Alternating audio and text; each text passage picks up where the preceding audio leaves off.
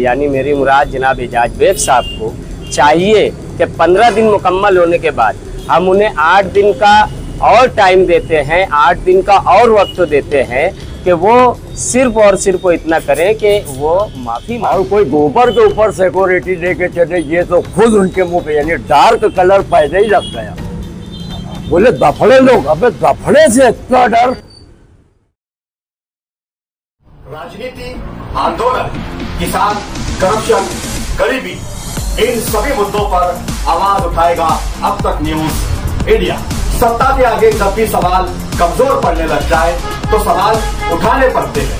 बोल के लफ्ज आजाद है तेरे, बोल के सच जिंदा है अब तक। बोलो। तेरी हर बात मोहब्बत में गवारा करके, दिल के बाजार में बैठे हैं खसारा करके। मैं वो दरिया हूँ कि हर बूंद भंवर है जिसकी, मैं वो दरिया हूँ कि हर बूंद भंवर है जिसकी। तुमने अच्छा ही किया मुझसे किनारा करके, तुमने अच्छा ही किया मुझसे किनारा करके। एक बात दरअसल ये अर्ज़ करनी थी कि आप लोगों को मालूम है कि मालेगांव शहर समाजवादी पार्टी के ज़िम्मेदारान की जानिब से, वर्करों की जानिब से एक इंतबा दिया गया था शहर के एक लीडर के लिए, क्योंकि उन्होंने हमारे लीडर के लिए नाजिबा कलमात का इस्तेमाल किया था और उसी के लिए हमें आयशा नगर पुलिस स्टेशन से एक नोटिस दी गई या हमें वहाँ बुलाया गया 15 दिन मुकम्मल होने पर। पीआई साहब ने हमें बुलाया, गौतम साहब ने, गौतम तायड़े साहब ने हमें बुलाया और बुला करके तमाम वर्कर्स के नाम थे वहाँ पर और उनको जो है तो समझाया गया कि आप ऐसा कदम न उठाएं जिससे शहर का लॉ एंड ऑर्डर ख़राब हो। तो हम कानून का भी एहतराम करते हैं और इसीलिए हम इस बात का यहाँ पर ऐलान करते हैं कि जो सामने पार्टी है यानी मेरी मुराद जनाब एजाज बेग साहब को चाहिए कि 15 दिन मुकम्मल होने के बाद हम उन्हें 8 दिन का और टाइम देते हैं, 8 दिन का और वक्त देते हैं कि वो सिर्फ और सिर्फ इतना करें कि वो माफ़ी मांग लें। जिस तरीके से उन्होंने बात की है, नाजिबा कलमात हमारे लीडर के लिए कहे गए, शान हिंद साहिबा के लिए बिलखुसूस और मुस्तकिम डिग्निटी साहब के लिए, तो ये अच्छी बात नहीं है। आप माफ़ी मांग लें, वो मामला यहीं पर ख़त्म हो जाएगा। क्योंकि कानून का एहतराम अगर हम करते हैं तो आपके ऊपर भी लाजिम आता है कि आप भी कानून का एहतराम करें और आप माफ़ी मांगें। 8 दिन के बाद अगर वो माफ़ी नहीं मांगते तो फिर हमने वहाँ पर हमारे सरपरस्त सलीम गड़बड़ साहब, अनीस मिस्त्री साहब और मुस्लिम ढांडे पहलवान अबू शुएब निहाली साहब, हम और दीगर जिम्मेदारान, हम वहाँ पर इस बात का इंतबा दे करके आए हैं कि अगर आप हमें समझा रहे हैं तो आपकी जिम्मेदारी ये है कि आप उन्हें भी बुला करके समझाएं। अब वो अगर ले करके कोई सिक्योरिटी चल रहे हैं या कुछ ऐसा चल रहे हैं तो ये अच्छी बात नहीं है। ये इसका मतलब कि वो तमाशा खुद बना रहे हैं या तमाशा वो खुद बनना चाहते हैं। तो बेहतर ये है कि उनको माफ़ी मांगना चाहिए। पिछले 8 सितंबर को एजाज बेग के नाजिबा कलमात के बारे में यहाँ मीटिंग हुई। 23 तारीख को उसका 15 दिन पूरा हुआ। जैसा कि आयशा नगर पुलिस स्टेशन के बारे में इन्होंने बताया, वो सब ऑफिसरों का ऐसा कहना है, अच्छे ऑफिसर है वो भी चाहते हैं कि ऐसा ना हो। उन्होंने ये भी कहा हम लोगों से कि मुस्तकीम और एजाज बेग को हम खुद यहाँ ला के उनका वो करेंगे, तुम अभी ज़रा, यानी उन पर भी ये चीज़ का हुआ है। और सिक्योरिटी के ताल्लुक से मालूम पड़ा तो सिक्योरिटी के ताल्लुक से मेरी ऐसी मालूमात है कि सिक्योरिटी पूरी दुनिया में आज तक किसी को नहीं बचा सकी।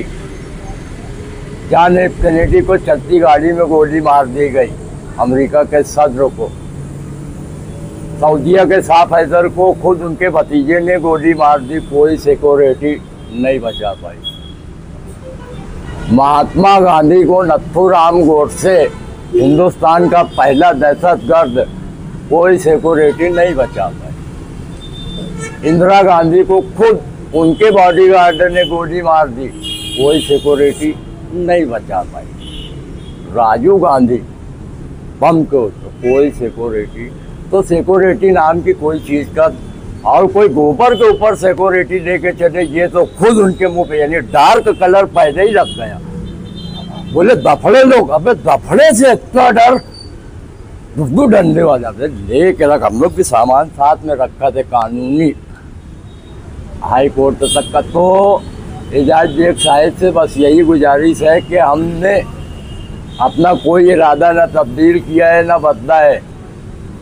आयशा नगर पुलिस स्टेशन के पीआई की जबानी के हिसाब से हम मतलब उनसे भी मुतासिर हैं कि वो कुछ न कुछ शहर का भला चाहते हैं, तो इसलिए हम मुश्तरका 8 दिन की मोहलत और दे देते हैं एजाज बेग साहब को। चाहे वो जाके पुलिस स्टेशन में उनसे मंगवावे, मीडिया वो खुद बुलवाएंगे। चाहे कहीं अंधेरे में अंदर रसूल से माफ़ी मांग लेती, अंधेरे में वो उसे बचाओ। एजाज बेग साहब को जो इंतबा दिया गया था कि शान हिंद और मुस्तकीम डिग्निटी के ताल्लुक से जो नाज़िबा कलमात का कहे थे उन्होंने, उस पर 15 दिनों में माफ़ी मांगे। 15 दिन मुकम्मल होने के बाद भी उन्होंने किसी किस्म की कोई रद्दअमल सामने नहीं आया, कोई माफ़ी उफ़ी नहीं मांगी।